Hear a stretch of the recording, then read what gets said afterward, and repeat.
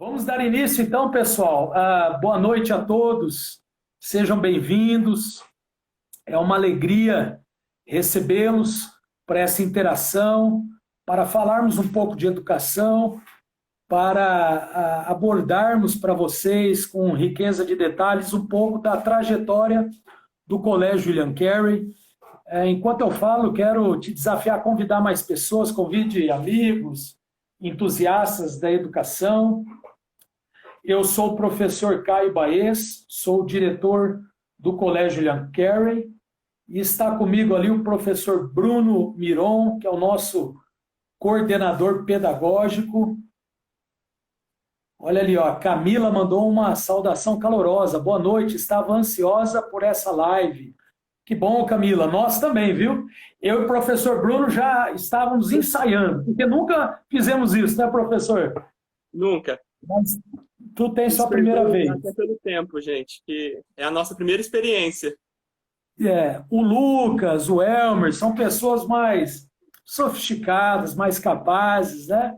Brincadeiras à parte, mas esse movimento, vale destacar, queridos aqui participantes, é a união de 3 escolas cristãs clássicas: Colégio William Carey, Trinitas, que é em São Bernardo do Campo, Colégio William Carey em Franca, e o ECMA, que é lá no Piauí, em Floriano. É Floriano, né, Bruno? Se eu não me engano. Sim. E então essas 3 escolas se uniram para criar essa frente de ação nesses dias aí de isolamento social, que nós estamos em casa, né? Nós estamos em home office, a maioria aí ainda está com o seu ir e vir prejudicado. Então, nós queremos dar todo o suporte, primeiro, para os nossos alunos, para as nossas famílias, e nasceu essa interação entre essas 3 escolas, que resultou nisso que você está vendo hoje aqui, que é o tutor clássico. Eu vou propor uma rápida oração, mesmo com a distância, a tecnologia nos proporciona isso, e o nosso Deus soberano, a internet dele não cai, ele não tem problema, porque ele ouve orações. Vamos a Deus em oração, aí onde você está? Senhor, nós te louvamos por essa noite, pelo privilégio de podermos orar a Ti, em termos livre acesso através de Cristo e somente de Cristo. Nesses dias onde há um simbolismo, as pessoas lembram da época da Páscoa, do teu sacrifício, de tudo que o Senhor fez. Mas, Senhor, para além do simbolismo, que isso venha a estar impactado, cravado, ó Deus, seja gerado em nossos corações esse senso de que Cristo de fato veio em carne, de que Cristo de fato viveu uma vida e foi até aquela cruz como um criminoso. Porém, lá estava o Cordeiro de Deus, que tira o pecado do mundo. Não houve mentira em seus lábios. E por Cristo, e somente através de Cristo, nós podemos orar com gratidão no coração. Abençoe as famílias representadas, os colégios aqui representados, que a causa da educação cristã clássica, ela avance para a honra e glória do teu nome somente. Em nome de Jesus, amém. Gente, então vamos lá, nós vamos aqui falar da trajetória do Colégio William Carey. Prepare a sua pergunta, fique à vontade para se expressar aqui, e eu vou fazer uma rápida introdução aqui, e depois o professor Bruno vai tratar um pouco da linha do tempo, como foi que essa obra foi gerada, como surgiu esse colégio. Eu queria dar um primeiro destaque aqui. Esse colégio, ele surge no seio da igreja local. Ele nasce dentro de uma comunidade de cristãos que se reúnem ali e, despertados pelo poder da palavra de Deus, através do Espírito Santo, são levados a questionarem, primeiro a si mesmo, pensando no futuro de seus filhos: onde levarei meus filhos? Onde os colocarei para estudar? O que fazer? E a partir disso, esse grupo de professores, pastores, famílias começam a pensar e a buscar em Deus orientações. E isso que é maravilhoso, quando algo surge na igreja local, nós temos um apoio mútuo, nós temos uma bênção toda especial, e assim foi. E o projeto do Colégio William Carey, antes de abrir as portas em 2018, ele nasce como uma obra de Deus no coração de pessoas simples da cidade de Franca, do interior de São Paulo. Franca é uma cidade muito gostosa, conhecida como a terra do calçado, a terra do basquete. Porém, ali Deus, na sua soberania, estabeleceu o primeiro colégio de educação cristã clássica do estado de São Paulo. Quando eu digo primeiro, eu não digo que é melhor, pelo contrário, estamos aqui para servir todos os nossos irmãos. Mas primeiro pela data, né, onde nós começamos em 2018. E como nós chegamos, que aí eu quero resumir minha fala, como nós chegamos nas ferramentas de educação, primeiro, cristã, pois não seríamos um colégio legítimo, segundo a nossa visão de mundo, se não tivéssemos o distintivo cristão. E quando eu digo distintivo cristão, não é apenas citar versículos da Bíblia e ter a oração no momento da aula, não. É ter todo o colégio, todas as matérias, toda a equipe pedagógica, financeira, administrativa, todo o espírito do colégio, submisso, encharcado do conhecimento desse Deus soberano e vivo.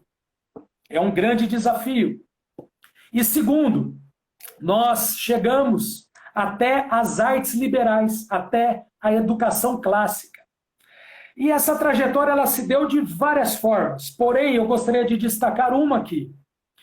Ontem, nossos irmãos do Trinitas contaram de maneira maravilhosa da trajetória deles, e foi realmente uma trajetória maravilhosa. Meu amigo Maurício e Elber foram para os Estados Unidos, despertados por Deus, e ali trouxeram informações importantíssimas lá. Mas nós, assim como o Lucas no ECMA, nós não conseguimos ir aos Estados Unidos ainda, bem que eu e o Bruno já temos o visto, o passaporte para estar lá. Queremos conhecer o Douglas Wilson, queremos conhecer o trabalho do Dr. Perry, conhecer ali o berço dessa educação clássica, desse renascimento do final do século XX e século XXI. Mas nós, assim como muitos que estão aqui nessa live, nós chegamos até essa educação cristã abrangente e as artes liberais lendo literatura reformada, especialmente os pais puritanos, pais peregrinos e os reformadores. Quando nós lemos Nascido Escravo, de Martinho Lutero, ele debatendo ideias e persuadindo junto com Erasmo, nós estamos vendo a educação clássica. Quando Lutero prega 95 teses na Catedral de Wittenberg, lá está o espírito da educação clássica. Não era uma afronta, foi um debate de ideias. Quando nós lemos Peregrino, de John Bunyan, um latoeiro, que seria hoje no Brasil um analfabeto que não conseguiria fazer nada. Mas naquela época um latoeiro era versado. Ele tinha diretamente ou indiretamente o contato com a educação cristã e clássica, direto ou indiretamente. Quando nós lemos toda a teologia reformada, datada dessa época, nós estamos em contato com autores de um contexto onde a educação clássica, que foi assim cunhada na Idade Média, e a gente usa essa terminologia com as 7 artes liberais, e toda a Idade Média, a própria Reforma Protestante, ela se beneficiou do pano de fundo do Renascimento, porque o Renascimento tinha aquele espírito de ad fontes, no latim, que é voltar às fontes, de buscar os originais, ir no latim, no grego, no hebraico. E assim os reformadores, e aqui eu dou um destaque também para Melanchthon, que foi o grande professor. Muitas vezes Melanchthon é eclipsado pela luz de Lutero, mas Melanchthon foi o grande professor da Alemanha e um mestre de artes liberais. Então a nossa comunidade, que é a Igreja Aliança do Calvário, eu já vejo muitos irmãos aqui da Igreja Aliança do Calvário, apoiado pelos nossos pastores, e aqui eu louvo a Deus pela vida do pastor Paulo Júnior, nosso pastor titular, pastor Danilo e pastor Cunha, e toda a comunidade. Nós já estávamos bebendo, nós já estávamos há anos nos alimentando dessa fonte. E aqui, para não ficar só nas minhas palavras, eu vou ler aqui um trecho desse livro, Santos no Mundo, que é um livro da editora Fiel muito bom sobre a trajetória dos puritanos. Olha só o contexto educacional do período dos puritanos. Estão me ouvindo bem? Professor Bruno, está me ouvindo bem? Está ok? Olha só, a ênfase puritana no elemento cristão da educação não surpreenderá ninguém. Aquela ênfase, no entanto, é apenas metade do quadro. Olha só, Dr. Rick está dizendo, nos pais peregrinos, no puritanismo, que fundou Harvard, fundou as grandes universidades, que promoveu uma educação para a liberdade, para a glória de Deus, eles tinham, primeiro, um distintivo cristão abrangente, reformado, bíblico. Mas, segundo, olha o que eles tinham aqui, a outra metade não chega nem perto de ser tão bem conhecida. Enquanto o propósito da educação puritana era religioso, todavia seu conteúdo essencial eram as artes liberais. Foi essa graça de Deus que nos levou a essas fontes, desses grandes autores, e fomos chegando nas artes liberais do conhecimento da educação clássica. E assim, os pilares do Colégio William Carey, rememorando o lema de Genebra, John Knox, também na Escócia, colocou como fundamento uma igreja e uma escola, assim também dentro da Igreja Aliança do Calvário, no poder de Deus na igreja local. Professores são separados para essa obra, a liderança dá todo o suporte, os membros são envolvidos, equipes de estudo, frentes vão surgindo, e assim nasce o trabalho do Colégio William Carey. Deus seja louvado. Eu vou passar agora para o professor Bruno se apresentar, o nosso coordenador pedagógico. E, professor Bruno, por favor, continue, dê detalhes dessa linda trajetória que você faz parte desde o início. Deus abençoe. Boa noite, meu irmão, mais uma vez. Boa noite, Caio. Boa noite a todos que estão nos ouvindo, que estão nos assistindo nesse momento. Gostaria de agradecer a todos. Se pudéssemos resumir a história do Colégio William Carey, e acredito que não só do William Carey, quando eu falo isso, mas também do Trinitas, do Ekman, do Frônesis, em uma palavra seria milagre. Essa obra é um milagre de Deus. Quando o Caio fez uma ótima exposição da educação cristã clássica, mas a nossa origem, ela vem da necessidade. Foi pela graça e a misericórdia de Deus que ao longo desse caminho nós descobrimos a educação clássica, mas ela não surgiu assim. Como que começa a nossa história? Há aproximadamente 7, 8 anos atrás, diante do terrível cenário educacional brasileiro, nós estávamos vendo uma inversão de valores na educação, uma doutrinação ideológica anticristã. Os pais trabalham uma coisa em casa e a escola destrói tudo que foi trabalhado. Nós estávamos enxergando também um cenário muito difícil no que diz respeito à qualidade educacional. Infelizmente, o nosso país amargando os últimos lugares nos rankings internacionais, o analfabetismo funcional presente na nossa sociedade. E, diante de tudo isso, nós percebemos a necessidade de fazer algo. Nós não podíamos ficar parados. A minha irmã, que também é professora, eu lembro nessa época, ela comentando comigo. Ela dando aula na escola, chegava até mim e falava, Bruno, não dá para... Quando eu tiver filhos, eu não quero colocar nessas escolas. O que a gente vai fazer? E essa necessidade começou a ser despertada no coração da Igreja Aliança do Calvário, no coração dos membros e também daqueles que atuavam como professor, daqueles que davam aula nas escolas. E nessa necessidade surgiu essa ideia. Precisamos abrir uma escola verdadeiramente cristã para proteger a infância das crianças, para guardar uma infância sadia e formar homens e mulheres de Deus, para que os pais tenham segurança de saber que tudo que está sendo trabalhado em casa tem uma continuidade na escola, e não o contrário, para que eles pudessem ter essa segurança de que tudo que é falado, tudo que é feito dentro do colégio está de acordo com a palavra e com a vontade de Deus. Então, foi isso que nos impulsionou a querer abrir uma escola. E na época nós não tínhamos nada. e não tínhamos nem ideia do tamanho do desafio que é abrir uma escola. Quando isso foi apresentado, a liderança da igreja, ela abraçou essa ideia, ela incentivou e apoiou desde o início. Isso fez toda a diferença. Durante essa trajetória, começou-se a amadurecer essa ideia. O que deveríamos fazer? E foram criados frentes de trabalhos. Houve um engajamento da comunidade para abrir essa escola. Então, procuramos estudar, entender o cenário educacional, procuramos entender o que estava acontecendo e quais eram as medidas que deveríamos tomar. Equipes foram criadas, começamos a levantar fundos para abrir uma escola e começamos a entender o tamanho desse desafio. Então, foram feitas equipes para estudar o setor pedagógico, equipes para ver a questão financeira, equipes para estruturar a parte da burocracia, da documentação do colégio, e fomos amadurecendo.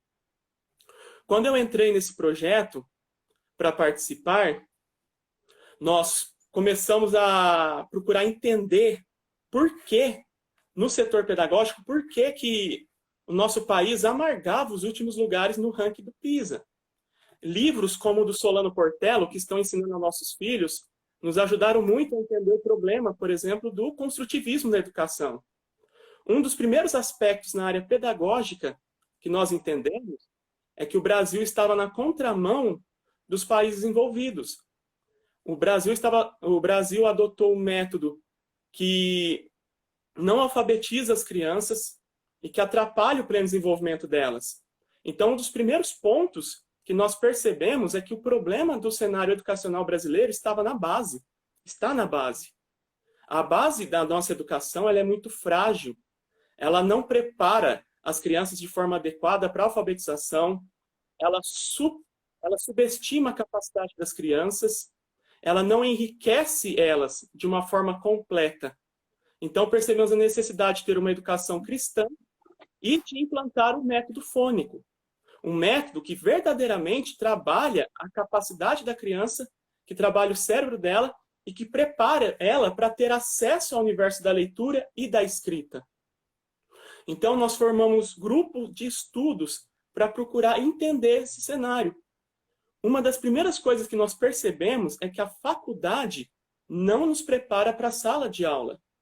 Verdade. Que muitas das coisas que é dita na faculdade são contra todos os valores cristãos. Vai contra tudo aquilo que é bom, belo e verdadeiro. Infelizmente, o professor hoje sai da faculdade completamente perdido. Então, nós sentimos a necessidade de formar grupos de estudo para nos prepararmos para isso. Então, pessoas da comunidade começaram a fazer faculdade para poder atuar na sala de aula e começamos a estudar o método fônico. Foi pela graça e pela misericórdia de Deus que nesse processo de estudo nós tivemos um encontro com a educação clássica. Nós descobrimos esses tesouros acumulados ao longo de 2.500 anos. Descobrimos que havia tesouros insondáveis que poderiam ser resgatados para nossas crianças. Então, foi nesse processo que tivemos contato. Nessa época, nós ainda não conhecíamos o Éter, o Crônisis, nem o Trinity. Então, foi algo que Deus foi dirigindo e amadurecendo ao longo dos anos, através do grupo de estudos. Pela graça também de Deus, fomos entendendo as dificuldades que haviam para abrir uma escola. A burocracia, o Elmer até comentou um pouco ontem, né, pessoal do Trinitas, do tamanho da burocracia e dos desafios que são a abertura de uma escola. E realmente, se for olhar do ponto de vista prático, é extremamente difícil. O Estado ele não pode proibir nós de abrirmos uma escola confessional cristã, mas ela pode colocar tanto obstáculo, tantos desafios, que na prática se torna praticamente impossível abrir uma escola. Para se ter uma ideia, em Franca, que é uma cidade com mais de 350 mil pessoas, olha, o último colégio que foi aberto aqui foi o Colégio William Carey, em 2017. E antes de nós, já fazia tempo que não abria nenhuma escola. Então, assim, isso mostra o tanto que é difícil abrir uma escola. E existem inúmeros pedidos, mas não conseguem abrir. E muitas fechando, né? Muitas fechando. O que ocorre? Eu lembro até hoje, quando nós fomos na diretoria para perguntar, né, como que funcionava a abertura de escolas. E a pessoa que nos recebeu, num tom muito cético, olhando para nós com uma cara, tipo assim, vocês vão realmente abrir uma escola? Uma escola? Vocês só têm que cumprir isso aqui. E entregou uma papelada gigantesca. Então, assim, parecia algo muito difícil, mas foi um milagre de Deus. Para se ter uma ideia, nós formamos um grupo de estudos e nos reuníamos na igreja e no escritório de advocacia. Nós não tínhamos prédio, nós não tínhamos nada. Deus, ao longo dos anos, foi nos dando essa graça. A nossa comunidade ela é humilde, mas graças ao apoio de todos, conseguimos encontrar um bom local para poder abrir o colégio. Graças ao apoio da comunidade, fizemos reformas, nos preparamos. A diretoria, inclusive, ficou muito surpresa. Elas foram surpreendidas com a nossa estrutura e tudo isso só foi possível com a força da comunidade para abrir. E quando nós fazíamos nossas reuniões pedagógicas para nos prepararmos, parecia coisa de doido. Nós não tínhamos prédio lotado e estávamos lá falando, ó, a escola precisa ser assim, nós vamos implementar o método fônico, vamos resgatar o bom, o belo, o verdadeiro, vai ter aula musical. Quem ia lá e via isso, falava, esse povo é doido. Mas é Deus que faz milagres, Deus que dá graça. Por que nós estamos falando isso? Porque eu imagino que muitas pessoas aqui estão com esse desejo de abrir uma escola. E nós queremos ser bem sinceros e transparentes. É muito difícil, mas não é impossível. Aquele que começou a boa obra é fiel para completar. Então, ao longo dos anos, nós fomos nos preparando e, pela graça de Deus, nós conseguimos inaugurar o colégio em 2018.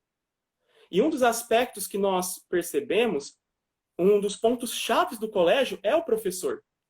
O professor verdadeiramente cristão e preparado para ofertar o melhor para os seus alunos.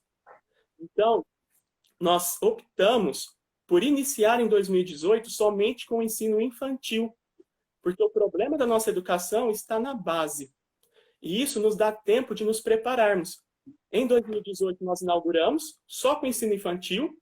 Pela graça de Deus, nós abrimos o primeiro ano fundamental em 2019 e esse ano nós estamos com o segundo ano do ensino fundamental. Começamos em 2018 com 18 alunos. Em 2019, nós tivemos um salto para 43 alunos. E esse ano, nós atingimos a marca de 70 alunos. Vencemos inúmeros gigantes ao longo dessa trajetória. E, nesse momento, se levantou um novo gigante, que é o coronavírus. Mas, pela graça de Deus... É pequeno, mas é grande, hein? É pequeno, mas é grande. Mas acreditamos que, pela graça de Deus, a obra do Senhor ainda vai continuar. Nós entendemos que uma escola verdadeiramente cristã e clássica, ela apoia as famílias. E ela fortalece as famílias, ajuda elas a cumprirem a grande missão que Deus deu, que é ensinar a criança o caminho que ela deve andar. Então, desde o nosso início, desde quando essa ideia foi concebida, nós pensamos num colégio que fortalecesse a família, que envolvesse ela em tudo que for feito. Porque nós não vamos substituí-la, mas nós vamos ajudá-la. Então, acreditamos que uma escola cristã clássica, ela pode contribuir muito para fortalecer as igrejas, para fortalecer os pais. E isso coaduna com o que está acontecendo em outros lugares. Em 2018, nós tivemos uma grande alegria, né, diretor Caio? Que foi uma notícia que um dos pastores enviou para nós, que ia ter um seminário no Martin Bucer sobre educação clássica. Até então, nós não conhecíamos outras escolas cristãs clássicas no Brasil. E foi uma grande alegria saber que Deus também estava despertando outras comunidades e que havia o mesmo espírito e a mesma necessidade de resgatar uma educação que tenha Cristo como centro de todas as coisas. Uma educação que não tem como só como finalidade apenas o mercado de trabalho ou sucesso profissional, mas que visa desenvolver a criança de forma completa em todas as áreas, que visa mostrar à criança o caminho que ela deve andar, que desenvolve na criança a sua vocação, como que ela pode servir a Deus e ser útil ao seu próximo. A educação moderna, infelizmente, ela nos colocou numa situação, numa corrida maluca. Percebe? É como se houvesse um cronômetro na cabeça de todo mundo. O Enem está chegando, o Enem está chegando. E quando chega o Enem, você tem que atingir as melhores notas. As pessoas não têm mais a vocação. O conhecimento é apenas uma mera ferramenta utilitária, que tem como fim a ascensão social. A educação cristã clássica entende que todo conhecimento, que o nosso objetivo é buscar a verdade, é conhecer a verdade. E toda a verdade é a verdade de Deus. E que conhecer a verdade é se aproximar mais de Deus, que Ele é Senhor em todas as áreas. A consequência da educação clássica é, se ela quiser, essa criança vai ser bem-sucedida num exame, ela vai ser bem-sucedida, porque ela tem as ferramentas. Mas a educação não é algo que começa com 4 anos e se encerra no 3º ano do ensino médio ou na faculdade, pós-graduação. É algo para toda a vida. Ela estará nos últimos dias de sua vida e ela continuará aprendendo. E quando ela for resgatada, quando ela estiver nos céus, ela continuará conhecendo a Deus. A nossa educação, ela visa transmitir a humanidade, aproximar de Cristo. Ela visa aquilo que é eterno e não somente aquilo que é temporal. E isso tudo sem abrir mão da qualidade do ensino. A educação clássica, a educação cristã clássica, ela tem excelência, porque tudo que é feito para a glória de Deus. E isso reflete em toda a estrutura do colégio, desde a direção até o setor da limpeza. Temos toda uma equipe que ela entende que cada um tem uma missão ali em Cristo. Para nós, não é só um trabalho, é uma missão que Deus deu e uma grande responsabilidade. Então, nós entendemos que as crianças, Cristo falou isso, não impeçais as crianças de virem até mim. Ai daquele que colocar tropeço sobre essas crianças. Então, nós queremos contribuir para que elas possam desenvolver todas as potencialidades que Deus deu para elas, que infelizmente se perdeu no meio do utilitarismo, no meio de uma educação ideológica que visa doutrinar as crianças, formar militantes, e que perdeu o bom, o belo e o verdadeiro. Hoje, nos nossos dias, se existe algo ainda bom na educação contemporânea, é por causa das raízes clássicas. Mas quanto mais passa o tempo, pior é a situação. Bruno, vou mediar aqui também algumas perguntas. Vou fazer uma primeira aqui para você, que é a Raquel, Bruno, Raquel Passos Castilho. Ela fez uma pergunta interessante, queria que você respondesse. Quanto tempo vocês levaram desde a decisão de abrir o colégio, né? A decisão, quando veio o projeto, até o início das atividades? Fala um pouco desse tempo. Aproximadamente uns 6 anos. Assim, quando foi tomada essa decisão de abrir uma escola, não tínhamos nem ideia dos inúmeros desafios de abrir uma escola. Então, o que aconteceu? Havia uma necessidade de uma escola cristã para proteger a infância das crianças. Essa necessidade veio de um discernimento que Deus concedeu do cenário. E nós podemos ver isso ao longo da história. O Douglas Wilson também foi assim. A esposa dele chegou até ele e falou: nossa filha está crescendo, como é que vai fazer? E aí o Douglas Wilson, Deus deu a graça. Gente, Douglas Wilson foi ler numa revista da Marinha um artigo da Dorothy Sayers sobre as ferramentas perdidas da educação. Isso é a providência. O mato já foi cortado, disse o nosso querido professor Lucas. Uma pergunta eu não achei aqui, mas está na minha cabeça, eu gostaria de respondê-la. Acho que uma senhora, uma professora, uma entusiasta da educação, ela fez uma pergunta muito boa. Se pode ter educação cristã que não seja clássica e clássica que não seja cristã. Muito boa, perspicaz. Eu vou responder essa pergunta lendo um trecho daquele que nós conhecemos, tem um consenso entre nós, entre o Lucas, entre o Elmer, entre as escolas clássicas, que Agostinho, Santo Agostinho, foi o primeiro, digamos, educador clássico, que trouxe as artes liberais, a educação clássica aos pés de Cristo. Eu vou ler um trecho aqui das Confissões de Agostinho, tá? Para vocês, rapidamente, em resposta a essa pergunta muito pertinente. Olha só, Agostinho, palavras de Agostinho. O que lucrei eu, vil escravo de afeições vis, quando pude ler e entender todos os livros famosos das artes liberais, deleitava-me neles, mas não sabia de onde vieram, a fim de assegurar-me se eram verdadeiros ou errados. Pois minhas costas estavam viradas para a luz e a minha face desviava-se das coisas iluminadas. Então meu rosto, com o qual se discerne o que é iluminado, não tinha luz. Qualquer assunto do qual se tratasse, fosse retórica, lógica, geometria, música ou aritmética, era capaz de compreender sem muita dificuldade sozinho, sem a ajuda de um instrutor. Tu sabes, ó Senhor meu Deus, pois tanto a habilidade de aprendizado rápido como a cuidade no discernimento são dons teus, embora não dedicasse a ti naquela época.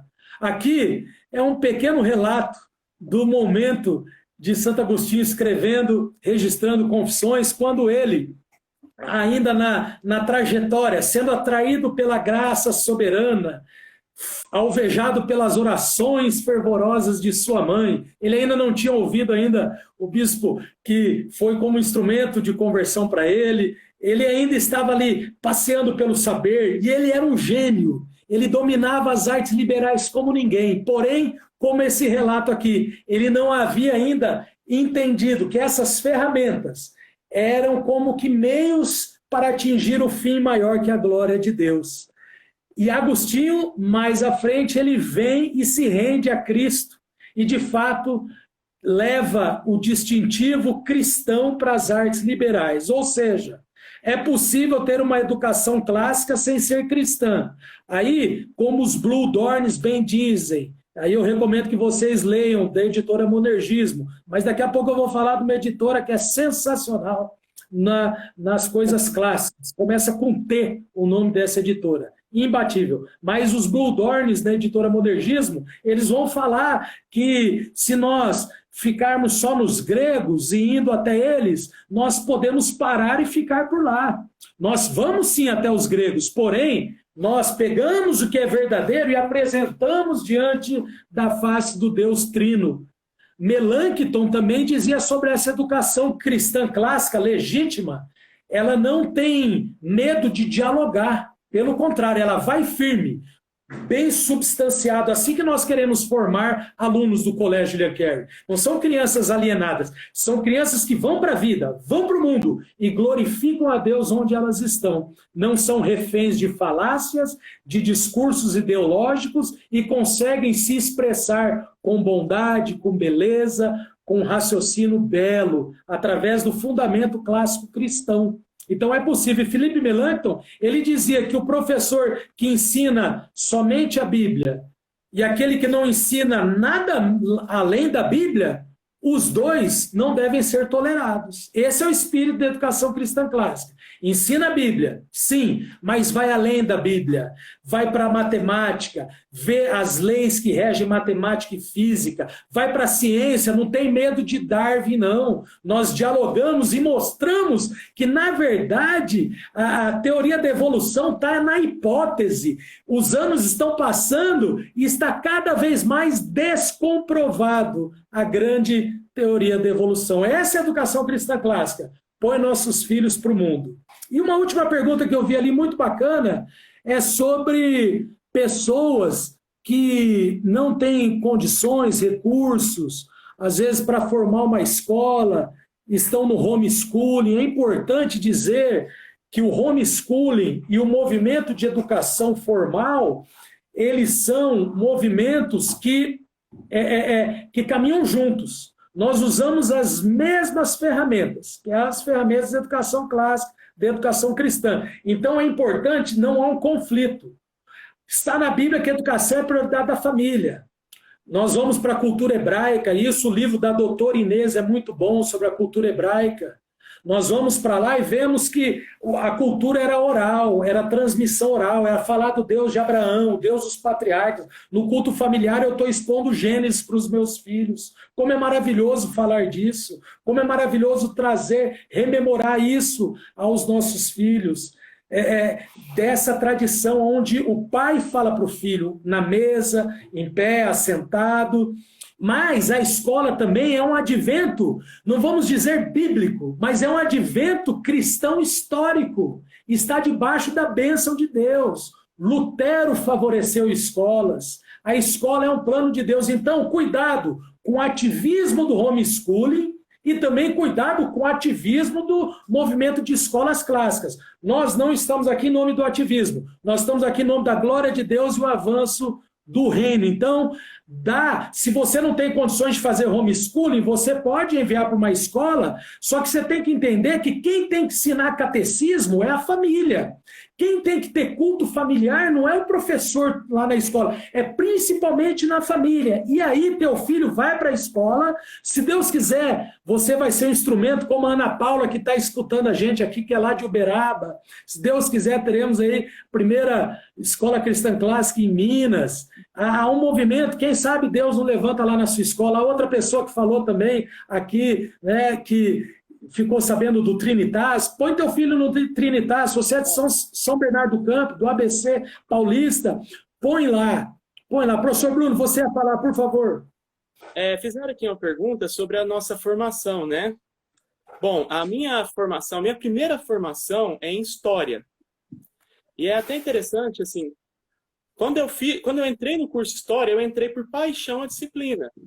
Eu sempre me imaginei em sala de aula e fazendo carreira nessa área. Eu sempre gostei muito de História. Mas nunca me passou na cabeça que um dia eu estaria à frente na coordenação pedagógica de um colégio infantil. Então foi a graça e misericórdia de Deus. Inclusive, eu sempre dei aulas na educação pública, né, no estado. Passei por várias escolas aqui em Franca. E uma das coisas que me despertou para essa questão de como que a primeira infância tem sido destruída foi enxergar, foi perceber como no ensino médio os alunos chegavam analfabetos funcionais e completamente despreparados. Alunos que vinham até mim, pediam ajuda e não conseguiam nem mesmo redigir uma redação, infelizmente. Então, pela graça de Deus, foi o que me despertou para ver que o problema estava na base. Porque esse aluno chegou no ensino médio sendo empurrado ano após ano. Depois, quando eu terminei a faculdade, pela graça de Deus, eu ganhei uma bolsa e fiz uma pós-graduação lato sensu na área da psicopedagogia. E, por último, eu fiz uma formação em pedagogia.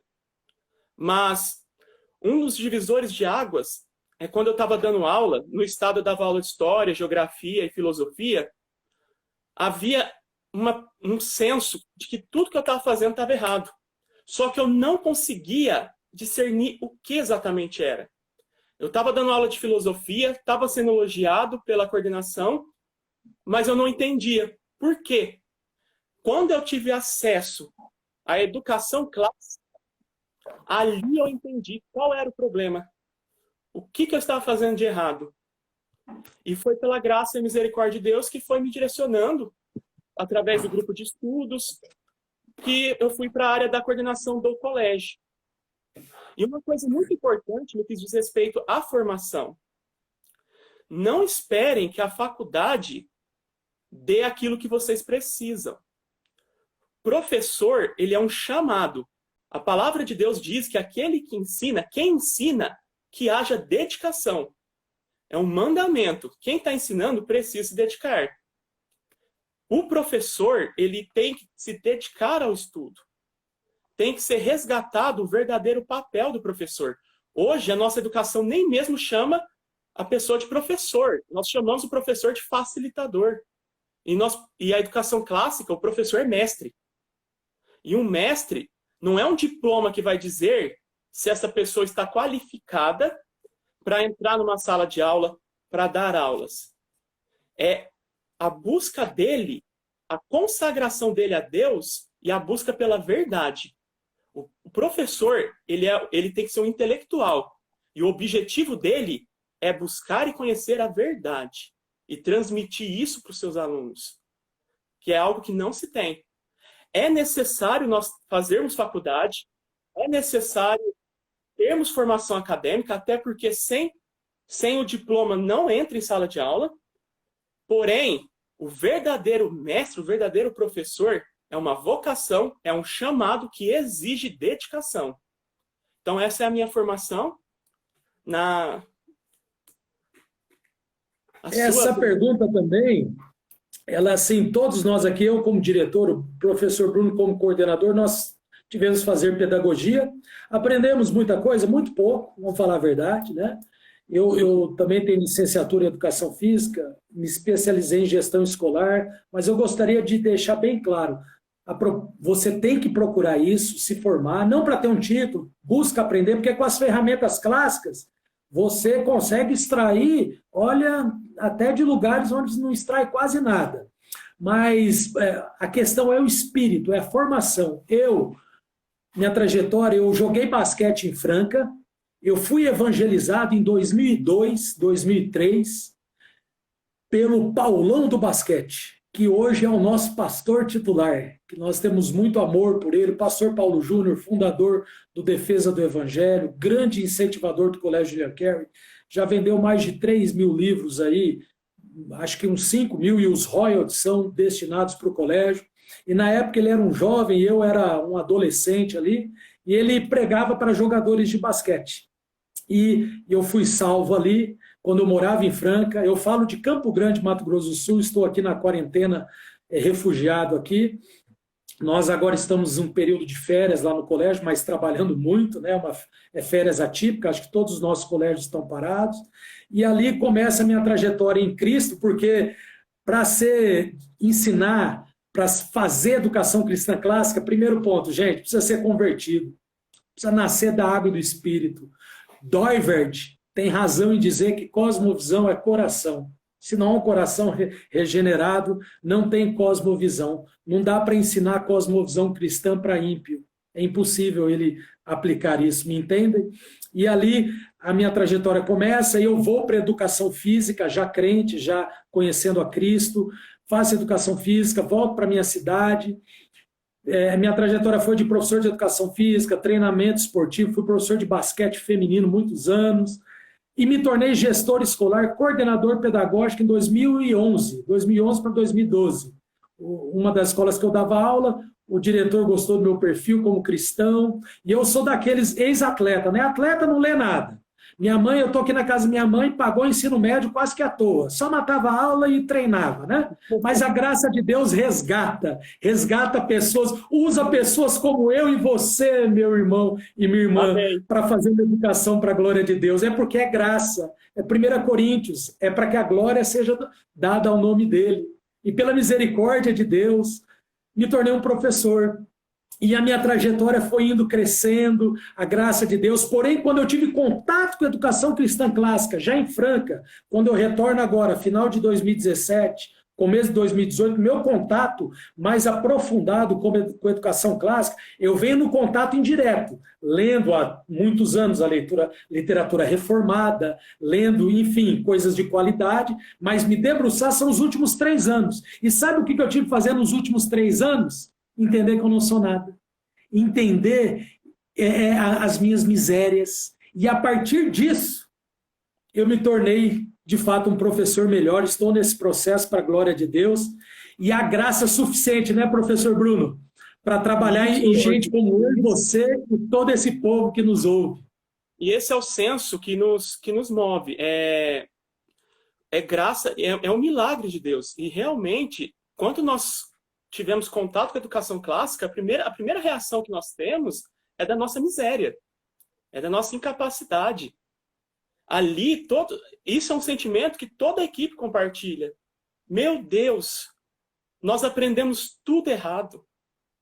E a educação clássica, ela nos humilha, ela causa essa dor, mas é uma dor que nos move a depender mais de Deus, que nos move a dar a glória para Ele, e que nos move a ter esperança de que possamos formar uma geração mais robusta, mais preparada, uma geração que talvez seja a última e que ela esteja pronta para ser uma geração como a de Daniel, que diante da Babilônia não negou ao Deus dos seus pais, foi fiel até o fim.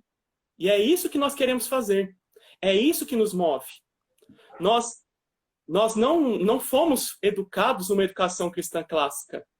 Deus nos mostrou esse cenário terrível, nos deu uma missão, uma graça e tem nos capacitado dia após dia. E é isso que faz a diferença. Eu vi aqui um comentário falando sobre a dificuldade de implementar essa educação no regime domiciliar. E é nesse ponto que uma escola de educação cristã clássica é uma bênção para as famílias, tanto as que estão no colégio, como as que estão na igreja, e também as que fazem homeschooling. Por quê? Aqui não se trata do coordenador, do diretor, mas é uma equipe. São pessoas que estão juntas com o mesmo propósito. Então, numa área que eu sou fraco, o meu irmão é forte. Uma área que eu não conheço, o meu irmão conhece. E todos nós estamos juntos com a mesma missão, que é a educação das crianças. O Colégio William Carey só foi levantado pela graça de uma comunidade. E ele permanece de pé por Deus usando pessoas, usando essa comunidade.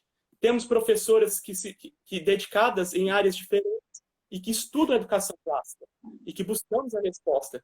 E até por isso que nós estamos crescendo cada ano um degrau. Abrimos o primeiro ano em 2018, abrimos o segundo ano em 2019 e, pela graça de Deus, nós continuaremos abrindo um ano de cada vez.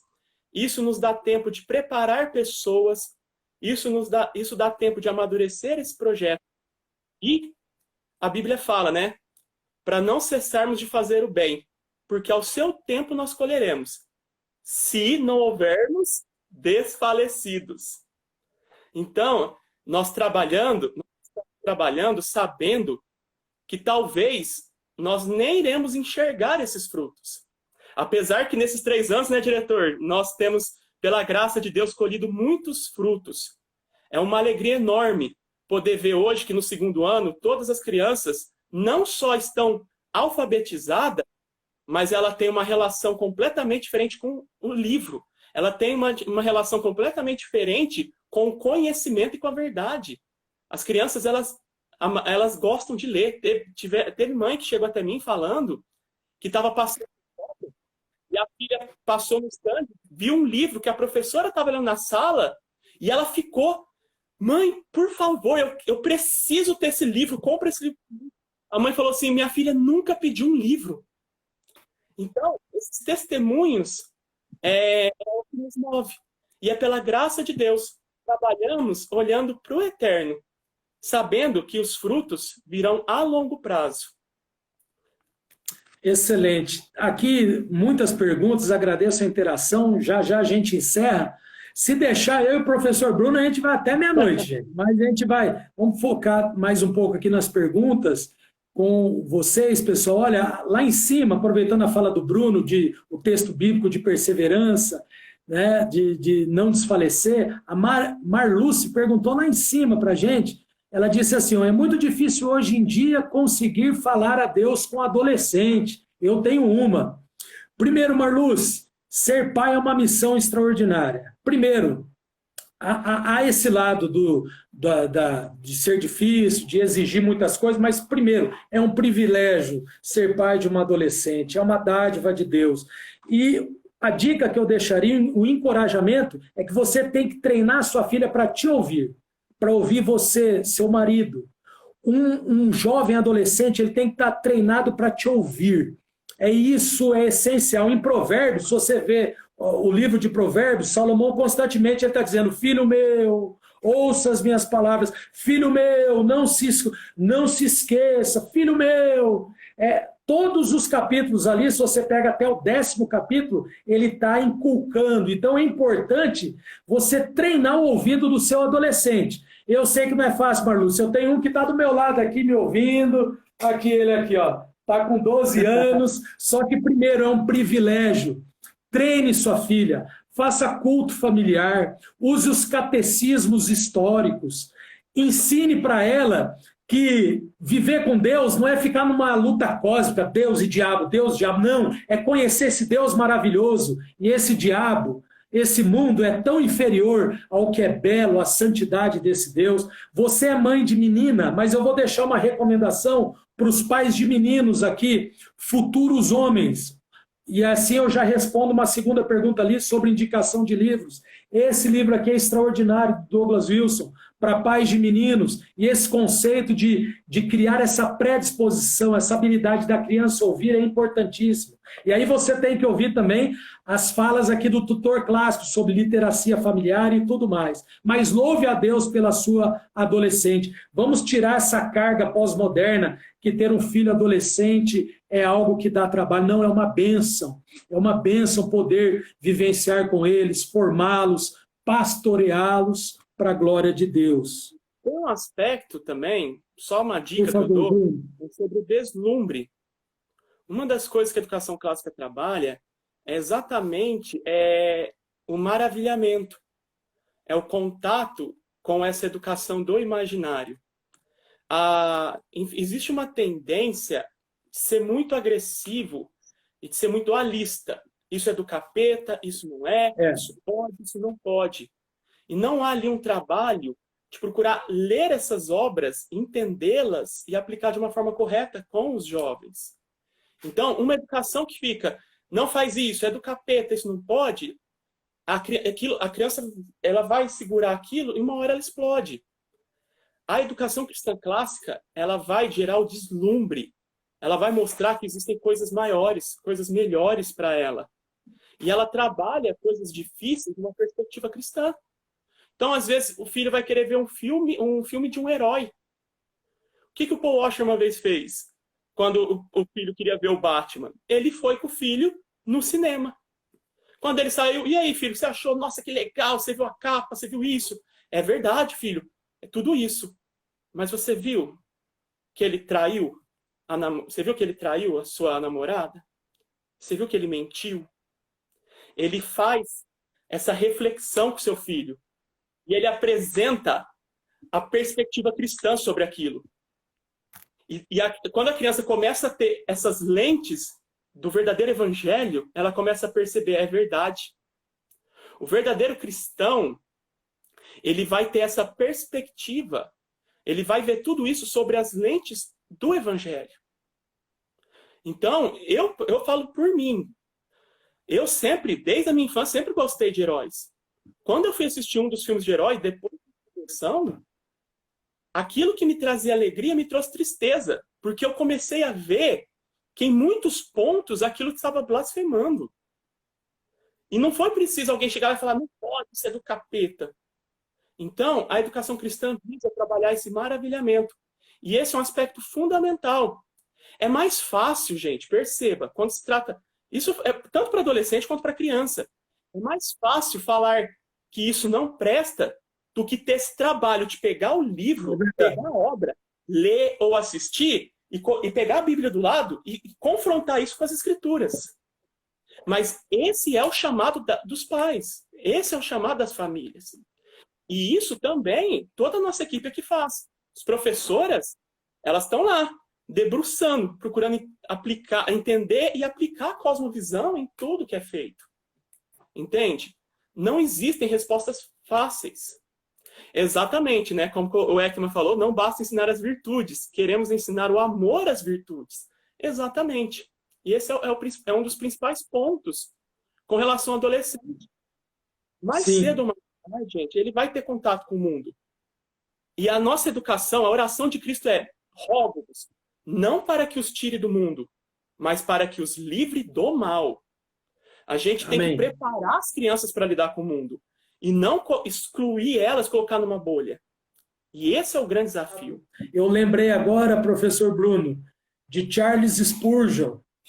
Spurgeon, ele dizia assim, que a carne que nós servimos, ela é digna de príncipes, mesmo que como garçons, a nossa carne seja levada em mãos trêmulas, né? O professor Bruno já tem um tremor na mão, eu também um pouco. Né, Bruno, brincadeiras à parte, mas nós retornamos aqui porque, apesar da nossa tremedeira, da nossa limitação, primeira vez que a gente faz uma live, todavia, o assunto que nós tratamos aqui é nobre, é de vida eterna, é um assunto que reverbera para toda a nossa vida. Gostaríamos muito de agradecer a todos que participaram, que assistiram essa live. A nossa intenção não é falar do Caio, mas é compartilhar com vocês a história de uma comunidade que, vendo um cenário terrível e desolador, colocou a sua esperança em Cristo. Como disse o Santo Agostinho, que a esperança tem duas filhas lindas, a indignação e a coragem. A indignação a não aceitar as coisas como estão e a coragem a mudá-las. E essa foi a nossa história.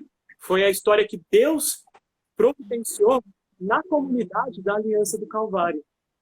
Foi colocar a esperança em Deus, nos indignarmos com essa situação e coragem para mudar essa realidade.